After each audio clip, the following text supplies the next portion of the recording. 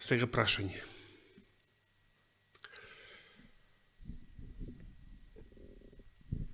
Пред 2 саботи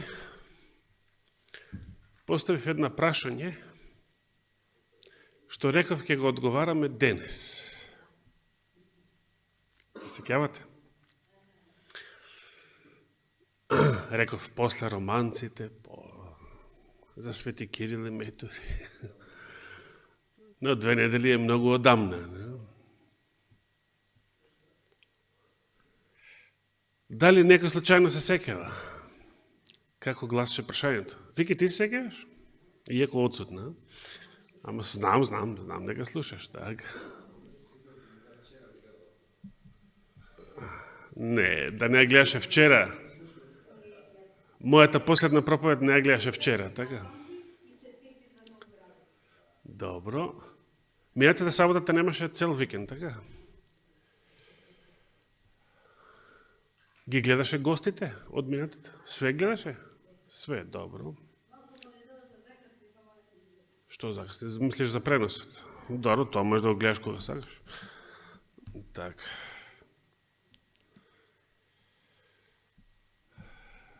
Која беше прашањето што го поставиш? Се сеќавате ли? Така.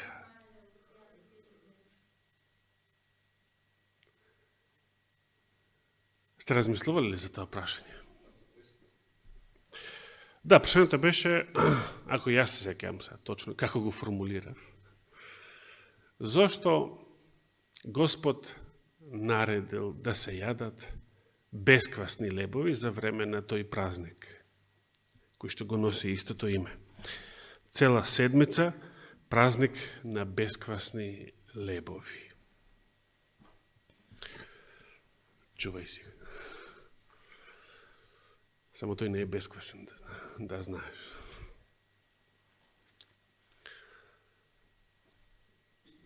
Проучувавме последен пат, многу ми е мило што од Евреите 11 глава, одсекот што се занимава само со Мојсеја, започна многу пасхално, точно на големата сабота.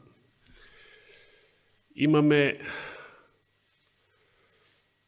повеќе од месец дена од тогаш и уште се занимаваме со Мојсеја. И јас дори би сакал уште 2 саботи, таман кога ќе заврши целиот овој период помеѓу Великден и Педесетница, овие 7 седмици, пасхални седмици, во кои што го проучуваме овој одсек. Пред да се вратиме на Излез, 2 книга Мојсеева, 12 глава, би сакал да поставам едно прашање. Кој е најважниот, што мислите, кој е најважниот настан во историјата на целиот овој свет? Во целата историја. Кој историски настан би го прогласиле за најважен? Второто Христово доаѓање, добро, тој не е историски настан, бидејќи се уште не се случил. Така. Да. Пасхалниот викенд на нашето откупување. Христос, неговата смрт, неговата почивка, што е многу важно, во големата сабота, и неговото преславно воскресение во првиот ден од седмицата, во ноќта, после саботата, поточно, е настан не само најважен, туку настан што никогаш не старее. Како што не старее воскреснатиот Христос. Дали старее воскреснатиот Христос? Никогаш не старее. Затоа и тој настан, најважниот настан во историјата на самото наше откупување, наше, мислам, на целото човештво, како настан е секогаш нов. Секогаш нов. Не старе, секогаш тазе. секогаш актуелен.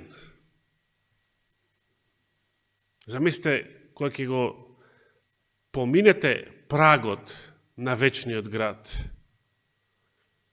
и дај Боже сите што сте тука и што не сте тука, сите што следите, да го поминете прагот на вечниот град. Вечниот град не е Рим, како што го нарекле, од пуста желба да биде вечен. Вечниот град не е Рим, вечниот град не е ниту стариот Ерусалим, иако се многу дамнешни и двата, и ден денес се уште постојат, и двата, туку вечниот град ќе биде само и е само новиот Ерусалим. И замислете, кога ќе упоминете тој праг, секогаш ќе се чувствувате како првите ученици после Христовото воскресение. Дали може да си го замислите тоа чувство, тоа искуство? Како било да се дружите одново, да јадете одново? Апостол Петар вели, ние јадевме и пиевме со него после неговото воскресение. Какво е тоа чувство? Некој што сте го виделе мртов, убиен, погребуван, погребан, и после тоа јадете и пиете со него, неколку денови подоцна, заедно, со истиот тој човек, жив. Се дружите одново со него, со истиот тој човек, жив. И не само жив, туку повеќе никогаш не старее. И како што вели апостол Павле во Римјаните, смртта над него повеќе нема власт. Колку убаво. Затоа денес би сакал да почнем со еден новозаветен текст, што мислите кој? Ќе отвориме во првото послание до Коринтијаните, само 10 глави пона, 5-та глава. Сакам овој текст кој што последен пат вчера си го читав дома, размислувајќи на оваа тема, да се подсетиме на еден најважен стих во врска со нашата Пасха. Скевате, брат Зоран спомена, нашата Пасха е каде? Денес на поуката. 7 стих. Претходно зборува за гревот, што се случил во Коринтската црква, голем јавен неморал, брука.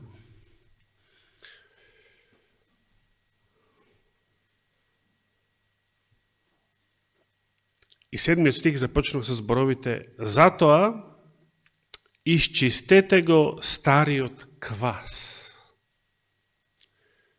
На што мисли тука под стар квас?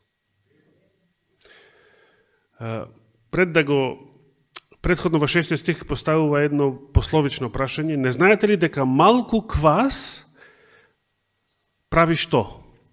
Го подквасува целото тесто. Или малку фермент. Ние го знаеме тоа. Ние од дигиталната ера, многу модерните. Добро, значи, за многу земјоделски активности не сме упатени. Кој правел леп знае. Кој правил вино, знае?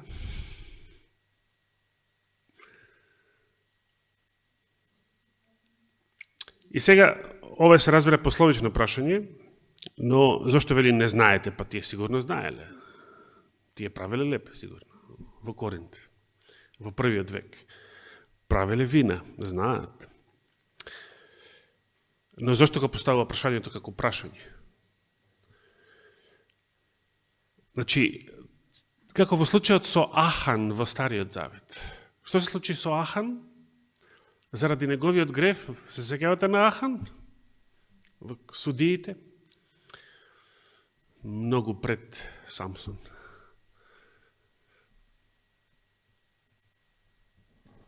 Едниот греф на Ахан беше проклетство за цел Израел. Заради едниот греф на Ахан пострада целиот Израел и не успеа да го освои Ерихон и имаше многу загинати, значи многу загуби на своја страна. Затоа малку квас, малку греф, еден блудник во, или како што го вика некои наши постари верници на времето, на српски јазик, да не го кажам, кои што носеа дури транспаренти со српската именка, за да укоруваат еден блудник во старата црква пред расколот овдека. Бидејќи на црквата не и текнува дека блудникот е проклество за целата црква.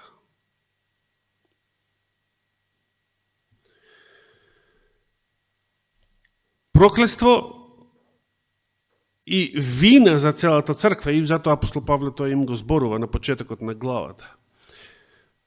Но нас не интересира сега квасецот. Затоа исчистете го стариот квас, та да бидете ново тесто, како што сте бесквасни. Кого нарекува бесквасни тука? Го гледате текстот во вашите Библии. Значи, замислете, верниците од Коринт,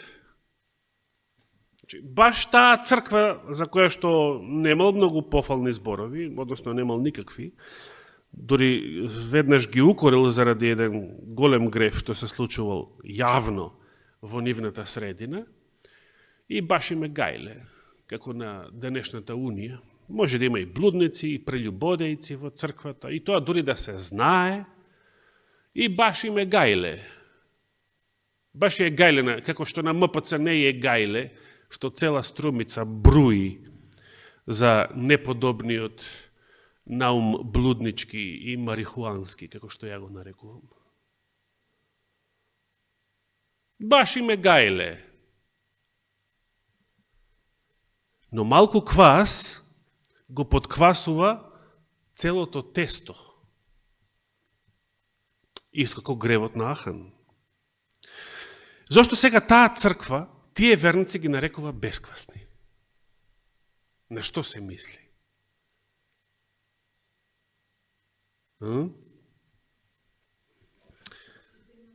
Значи, да го повторам уште еднаш, до сегашниот дел од стихот, првиот дел. Затоа исчистете го стариот квас, та да бидете ново тесто, како што сте бесквасни. Зашто Христос, пасхата наша, е жртвуван за нас, беше жртвуван за нас, е заклан за нас, се закла за нас. Размислувајте за бесквасноста.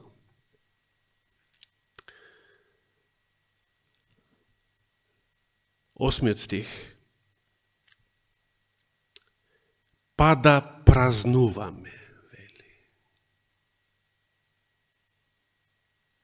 Па да празнуваме. Што да празнуваме? со јадење и пиење, со музика, со веселба. Да празнуваме не со стар квас. Но за жал, луѓето во што претвориле и Великден, и Божик, и не знам, и земете било кој, значи, оние што ги нареков од сите вери, односно од ниедна вера, исто, со сите вери и со ниедна вера, исто. Дори и христијанските празници ги претвориле во што? Во 1 и 2 мај на времето или Нова година, најлудата ноќ.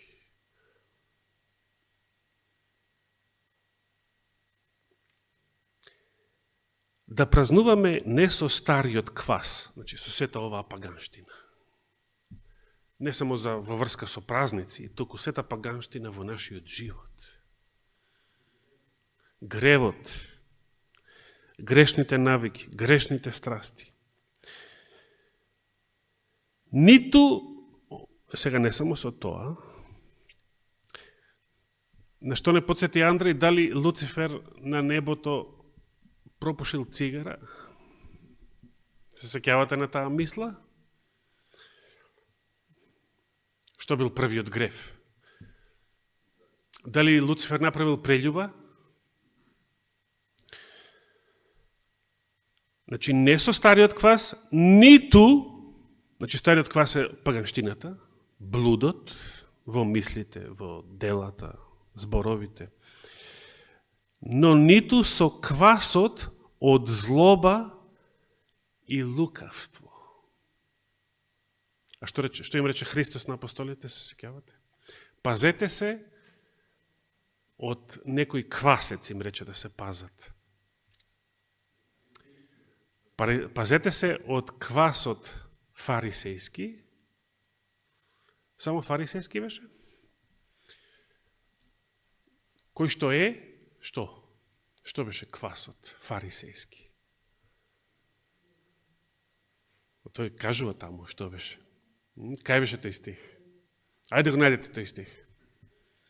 Ајде, кој прв ќе го најде тој стих? Во поукава денес?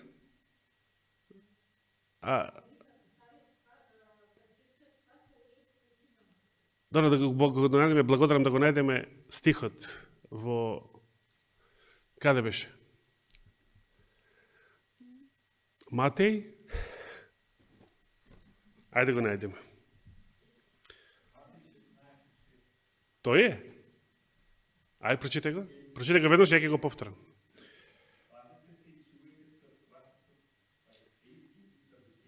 Значи, знам дека не беше само фарисејски. Само толку е стихот? Само толку е стихот? А што е квасецот фарисејски? Пазете се од квасецот фарисејски и садукејски. А што е тоа?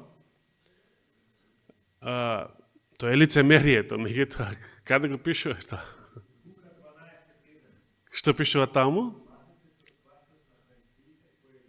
Значи, гледате како некој евангелист не ги напишал сите Христови зборови, некој испуштил нешто, некој друг испуштил друго, и затоа кога ги читаме сите евангелија, ќе ја добиеме целата слика што точно кажал, што се кажува Исус во некоја прилика и што се направил, и колку мина биле двајцата слепи исцелени на патот на Ерихон, дали биле еден или двајца, колку пати запеал петелот пред Петар да се одрече од Христа.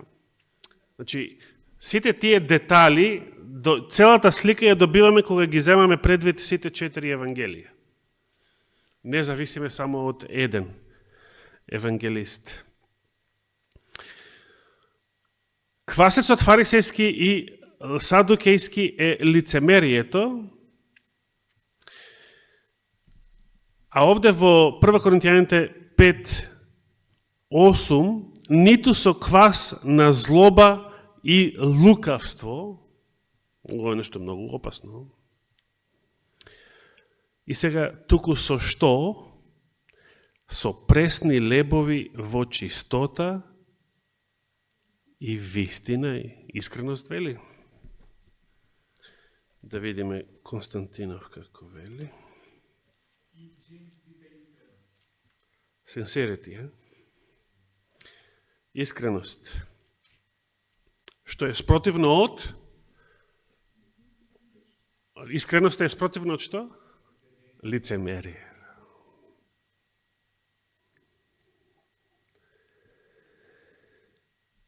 И потоа продолжува за блудствувањето, дори вели да не се мешате со луѓе што блудствуваат.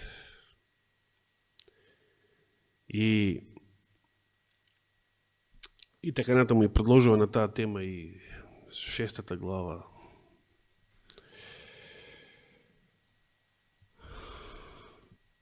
Но ме интересира мене само овие два централни стиха, 7 и 8. Христос е пасхата наша, заклана, жртвувана за нас.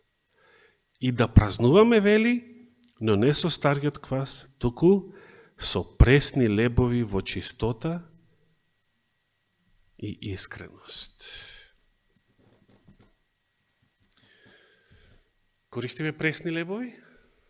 Буквално користиме пресни лебови? Како не? Каде ги користиме пресните лебови? На Света вечера. Користиме пресни лебови на Света вечера. Овие стихови силно сугерираат дека и првите христијани користеле пресни лебови за Света вечера. Сигурно христијаните во Коринт, бидејќи не биле евреи, не го празнувале празникот без квасници. Значи, само од 15 до 21 Нисан да јадат само бесквасни лебови. Како што не жртвувале јагниња. А денес што имаме? Се уште останата традиција за Великден да се јаде јагнешко месо.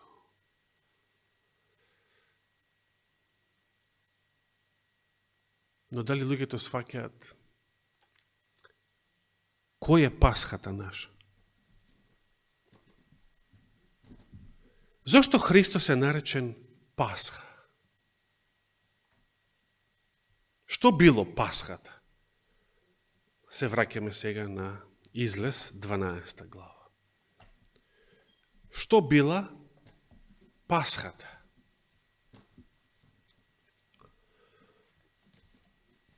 Да се сетиме тука. Излез 12 глава.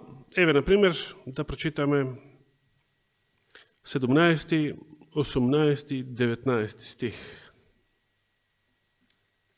Втора книга Мојсеева, 12 глава, 17, 18, 19 стих. И славете го празникот без квасници, зашто во тој ден ја изведов војската ваша од земјата египетска.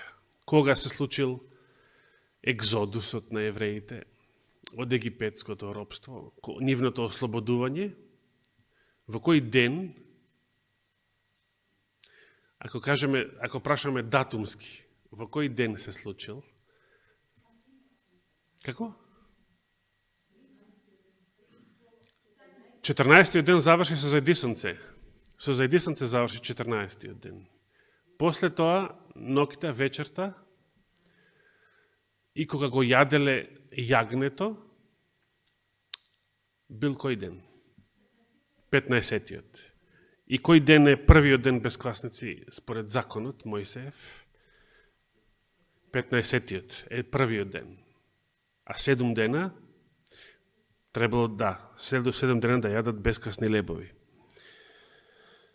Еве овде се вели од првиот месец во 14-тиот ден вечерта, но вечерта после зајдисонце е веќе 15-тиот, па се до 21-тиот ден во истиот месец до вечерта, до зајдисонцето на 21-тиот, 7 денови не смее да има квас во вашите куќи. И тоа евреите го држале до ден денес. Бидејќи ако некој јаде нешто со квас, ќе биде истребена таа душа од собранието на Израел, било да е странец или домородец.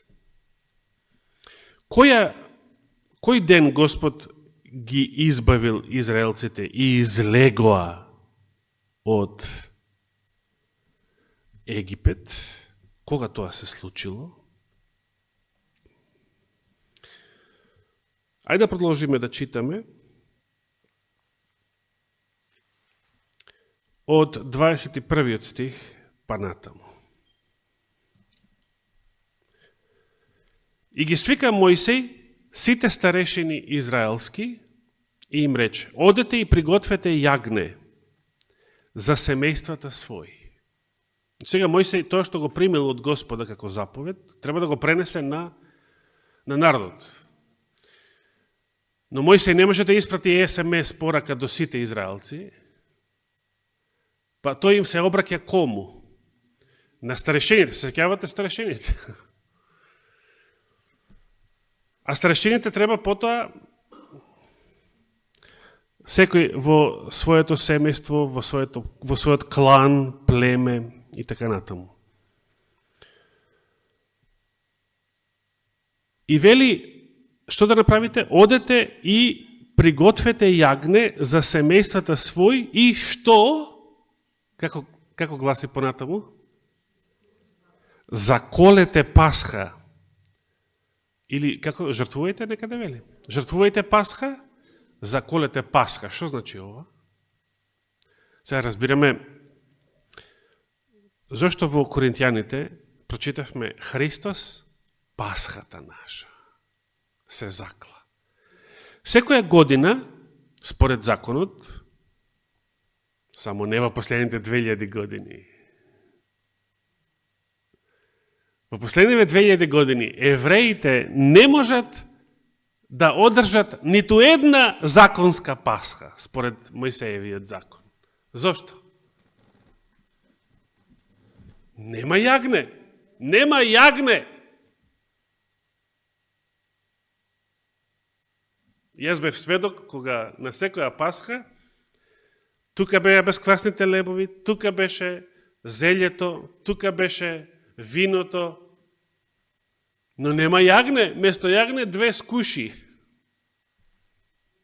Тоа беше Пасха? Не, тоа не е Пасха. Без храмот, без свештенството, без жртвите, не може да се држи Мојсеевиот закон. Не може да се држи Стариот Завет. Сакаат, ама не можат. Затоа сакаат да го обноват храмот. За да го прават пак сето тоа. Исто како во Стариот Завет. Заколете Пасха.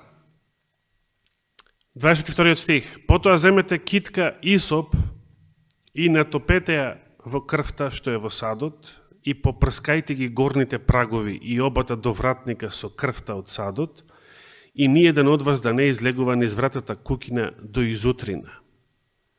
Видите, ова е истата таа ног пред да излезат од Египет, така? Истата ног, кога пред 2 недели зборував, Господ го истребуваше секој првенец од стока, од животни или луѓе во египетската земја. Таа ног евреите не славеле празник. Празникот е востановен за секоја година подоцна да биде комеморација на овој настан, на таа ног. Но самата таа ног не славеле празник, не колеле јагне заради празник. Кој во празнична атмосфера седнува на трпеза и јаде со обувки на нозите? Не ни седнал, така. Стои, спремен за пат, за бегање. Значи, Празникот е востановен како спомен на ослободувањето од робството, но самото ослободување не било празник. Ниту се колело јагнето заради празник, туку зошто се колело јагнето? Зошто Господ наредил таа ноќ и Мојсей тоа го пренесува, еве, да заколат јагне, за да ги намачкаат со крвта на јагнето, потоа да го изедат, се разбира, ништо да не остане до сабајле, да биде изгорено. Читавме тоа тогаш. Да ги намачкаат праговите, вели, на обата до вратника. И таа ноќ никој да не излегува надвор од дома. Значи, крвта да биде како еден печат. Крвта те запечатува да останеш во својот дом, додека Господ, истребителот, не помине, не Песах и не ги одмине нивните куќи, куќите кај што ќе има крв. И продолжува Мојсей им вели 23 стих, и кога ќе помине Господ, еве го повторно тој глагол, ќе помине Господ да го казнува Египет, штом ќе ја види крвта на горниот праг и на обата до вратника, ќе ја одмине Господ таа врата и нема да му дозволи на истребителот да влезе во куќите ваши и да убива. Зошто Господ го наредил ова? Зошто крв? Која? Јагнешката крв?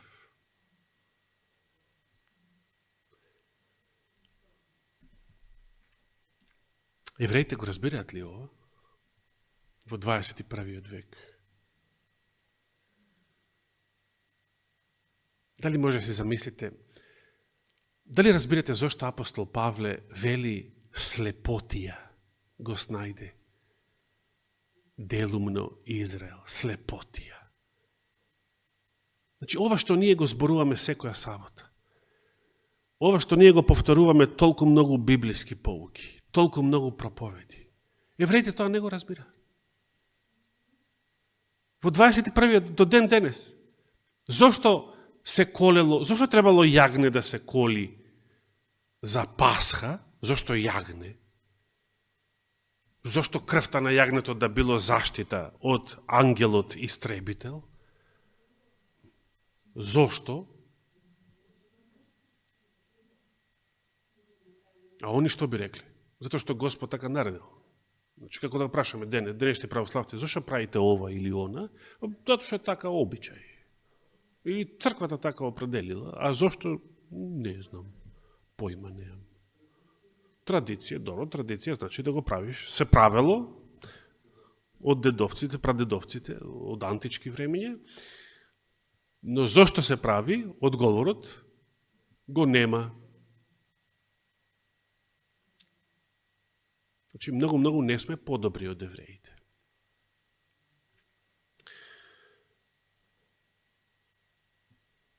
И понатаму, сега самиот Господ ги поучува израелците, кои ќе бидат прашани зошто го правите ова, што да одговорат.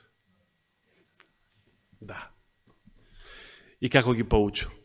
Пазете го ова како закон за себе и за синовите своји довека, вели, и кога ќе влезете во земјата што ќе ви ја даде Господ, значи кога ќе се населите таму, како што рече, извршувајте ја оваа служба, односно, правете го, празнувајте го, празникот без квасници, почнувајќи со Пасхата, сето тоа.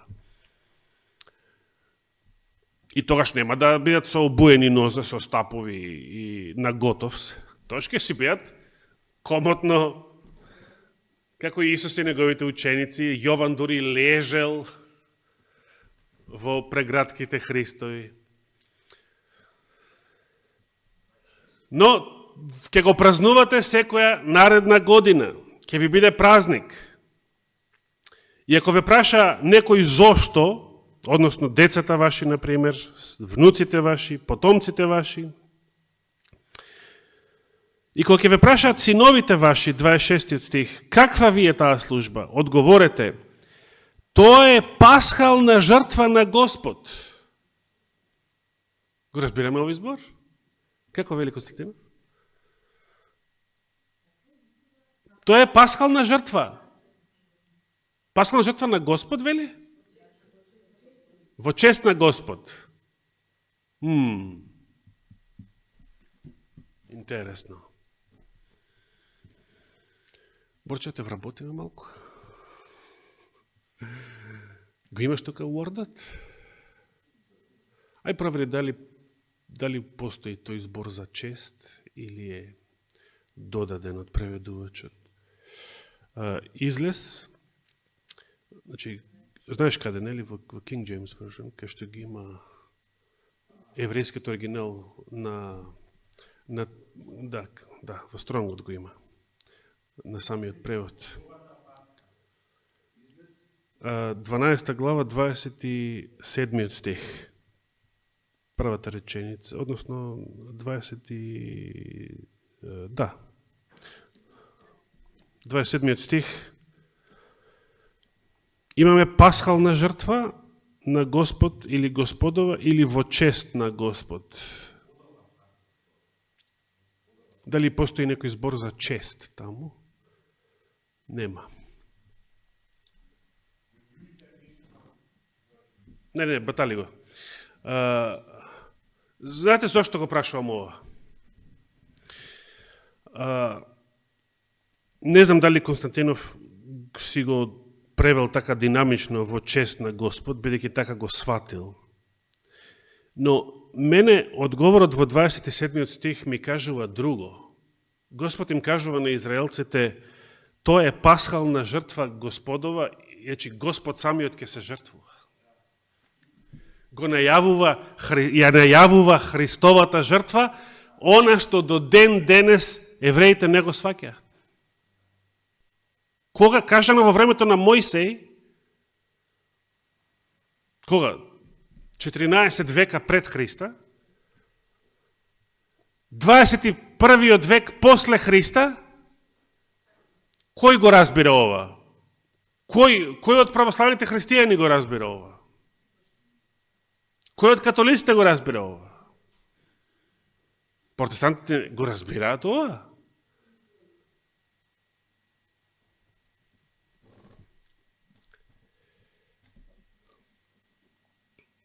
Восхитувачки. И потоа вели, кој Господ, оној кој ги убиваше? Првенците? Исус ги убиваше. Божиот син.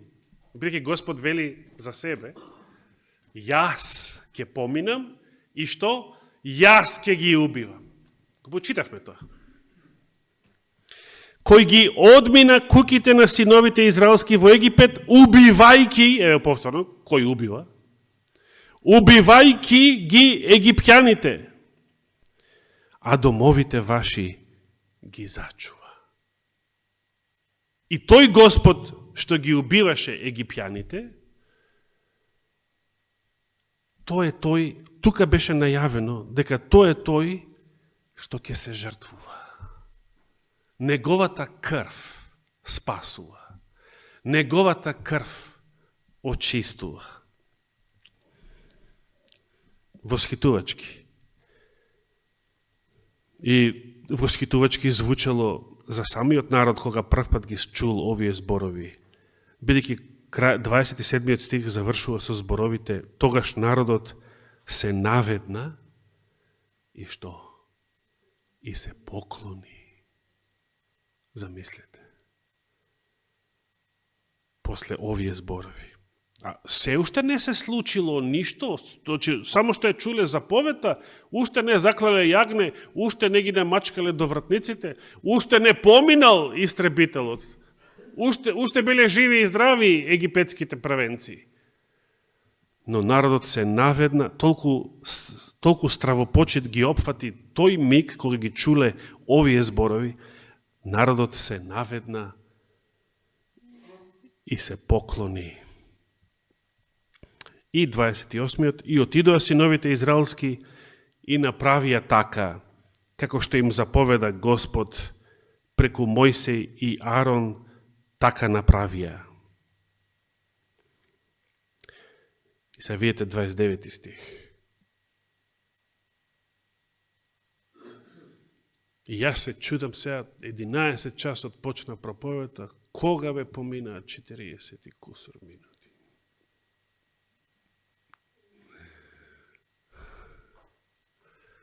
Ајде, сакам само да ги прочитам 29-тиот и 30-тиот стих. Значи, заповета ја примија, 28-тиот ни рече, така и направија, се како што Господ заповеда, преку Мојсеја и Арона. И 29-тиот стих како започнува? А на полнок ги уби Господ. Кој ги убил? Убива Господ? Колку пати до сега ова го читавме со се пред 2 саботи? Ова е најмалку 3 пат. Претходно беше само најавено дека Господ така ќе прави. Пример во 12 стих. Зашто ќе поминам јас низ земјата египетска таа ног и ќе го убијам прво лице јас, секој првороден во земјата египетска. Втор пат прочитавме кога Мојсей ги пренесува тие зборови и сега кога тоа се случува, а на полнок ги уби Господ сите првородени во земјата египетска, од првородениот син фараонов кој требаше да седи на престолот негов, до првородениот син на затвореникот во затворот и се што ќе биде првородено кај добитокот. И тоа се случило. Страшна ног. Страшна ног.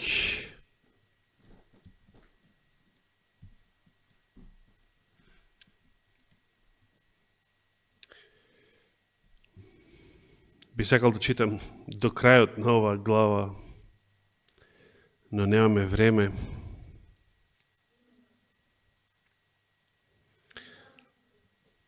Не се брзате никаде. 30 стих вели: и стана фараонот во таа ног, тој и сите негови слуги, и сите египќани. И замислете каква трагедија сега. И настана голем пискот во целата земја египетска. Зошто? Зашто немаше куќа во која немаше мртовец. Во една иста ног.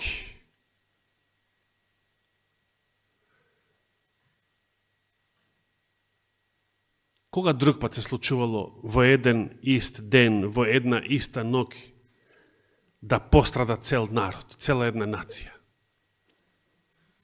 Содом и Гомор, исчистени, одеднаш, сите заедно. Потопот, цел свет, одеднаш, во ист ден.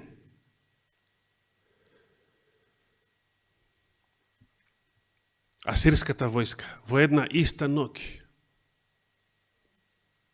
под Ерусалимските дзидини во времето на пророкот Исаија. 185.000 асирски војници погубени во една иста ног.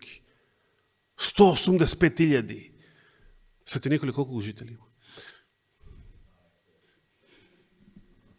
Ова е повеќе и од 144.000. Прилеп, колку е жители има Прилеп? Прилеп? Толку мал бил Прилеп? Битола не е ни 144.000? Ау.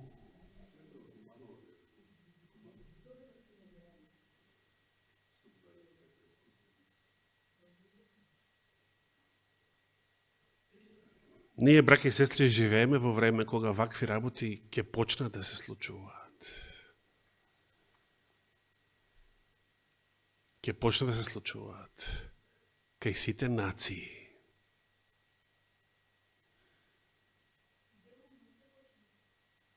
Да, еве, например, Кочани беше во една ноќ колку деца?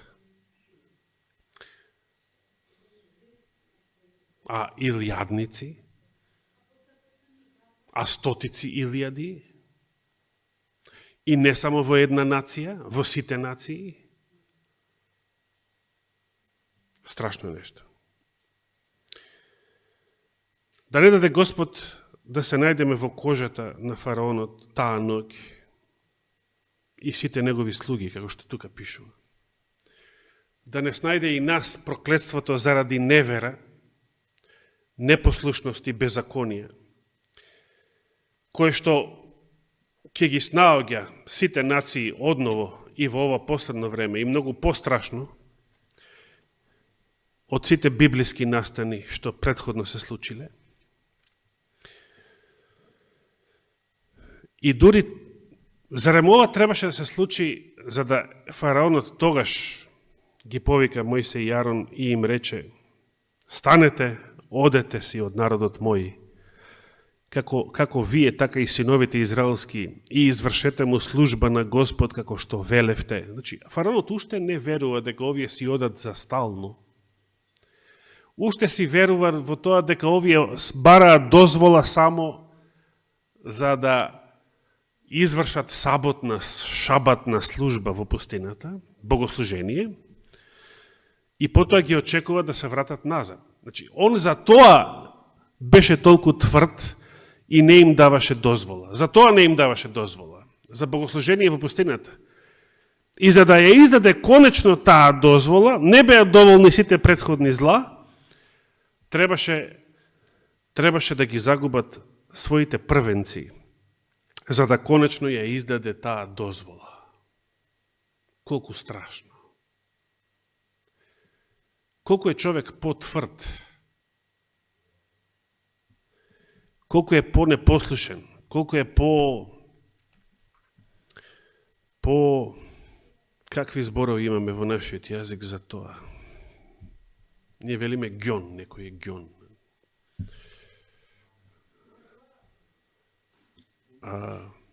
Бунтовен, отрпнат, жигоса на совест. Толку поголеми неволи и несреќи, толку поголеми проклества.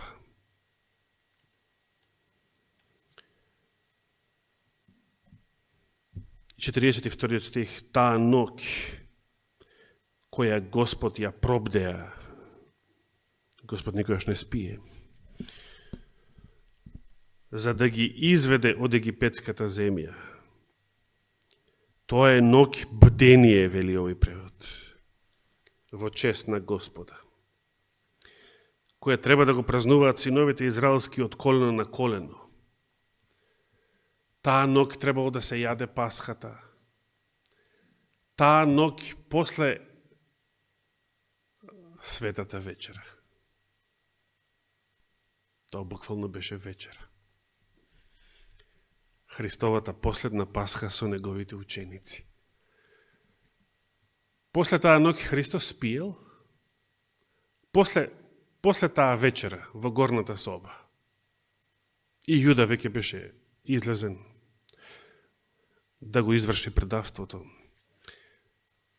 Кога Господ заспал после пасхалната вечера? Четвртокот вечер. Кога после заспал?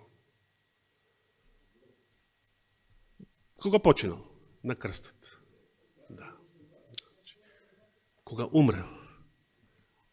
Целата таа ноќ Христос не заспа, ја пробдеа. Го гледаме и тука. Тоа. Таа ноќ требало да се помине во бдение, да се јаде, кога се празнувало да се весела, да се јаде. Зошто? Бидејќи таа ноќ, дали израелците спиеле таа ноќ? Не, таа ноќ излегоа од Египет. Таа ноќ беше пробдеана. И што друго? Нешто многу интересно. 39 стих. Што вели 39 стих? А од тестото што го изнесоа од Египет, испекоа бесквасни лепчиња. Зошто? за да празнуваат бесквасници? Не, таа ноќ не празнувале ништо. Тоа била ноќта на нивното ослободување. Зашто тоа уште не беше, тестото уште не беше скиснато, уште не беше ферментирано.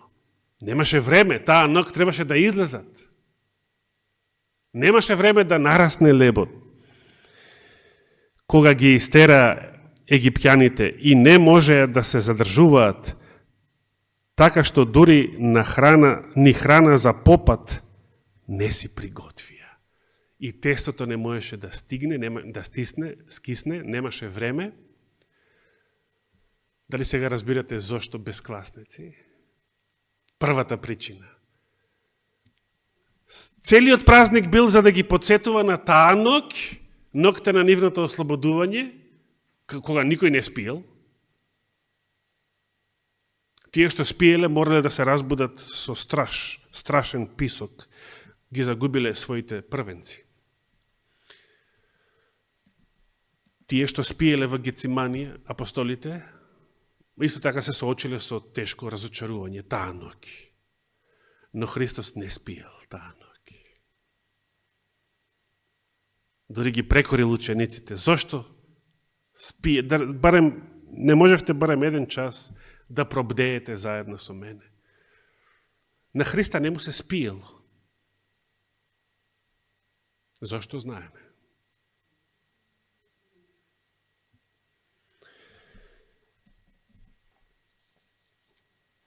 И би сакал уште само еден стих за денес.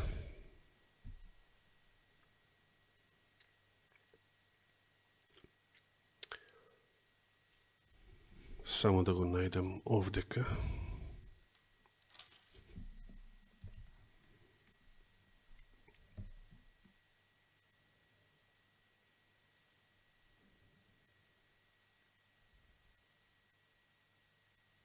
Во 34-тиот стих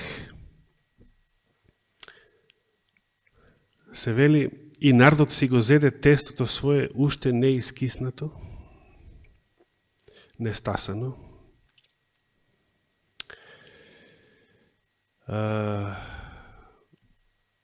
Кога излегува, не само израелците, вели 38 стих,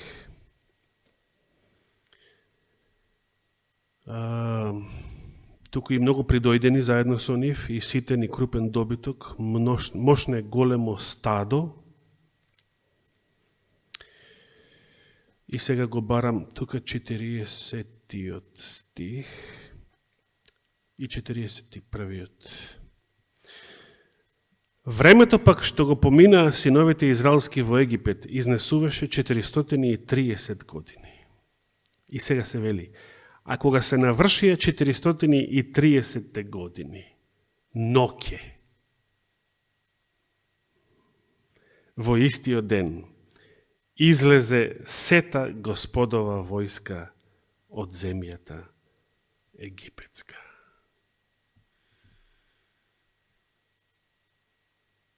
Славен настан, истовремено страшен настан. Исто како и ноќта на Христовата жртва, Христовото страдање и целиот нареден ден на крстот, Христовото мачење и неговата смрт, кога беше заклан заради нас и нашите гревови. Истовремено славна ноќ, славен ден и страшна ноќ и страшен ден. Нека Господ не исполни нас со таа стравопочит, особено размислувајќи за Христовите последни часови, не само денови, од неговиот живот. И само така ќе можеме да бидеме исполнети и со таа преславна и голема радост. Не само сега, денес, туку особено на денот на неговото второ доаѓање. Бидејќи тоа нема да биде ден, туку што? За овој свет тоа ќе биде ноќ. Темнина, мрак, Господовиот ден. Страшен ден го нарекуваат малите пророци. Страшен е денот Господов. Но за спасените славен ден и радосен ден. За останатите пискот, офлеле мајко, и како предпотопните Ноеви неверници, тогаш кога почнало да врне. Да не се најде ниту еден од нас во нивната кожа и да го доживее тој ужас. Нека му е фала и слава на Господа. Амин.